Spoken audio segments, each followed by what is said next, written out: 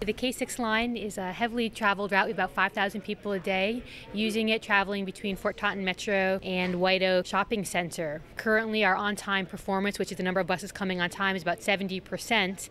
And through this study, we'd like to improve that on-time performance as well as improve the number of buses coming per hour so that we can serve customers better. Part of our study recommends having a limited stop service that will get people to their destinations more quickly, and also, again, improving the number of buses coming per hour.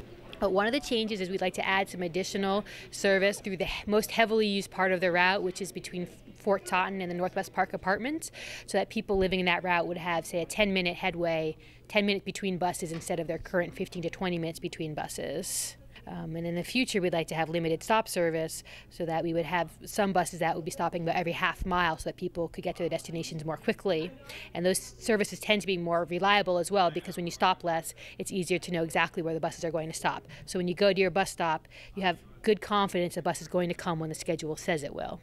It should mean that they should have more confidence that when they look at the schedule and the bus says it's going to come at 8:10 and they go to that bus stop at 8:10, the bus will be there when they expect it to be there. It should also make things more convenient for them because they should be able to get to their destination more quickly than they can currently.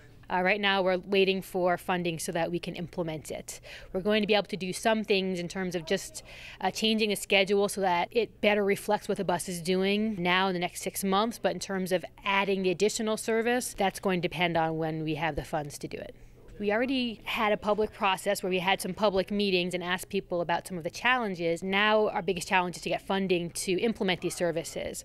One thing residents can do is contact their local elected officials and let them know this is a priority and they would like funding to be set aside to improve the K6 service. We have a website. People are welcome to take a look and learn more about the study and other studies that we're also doing in the region.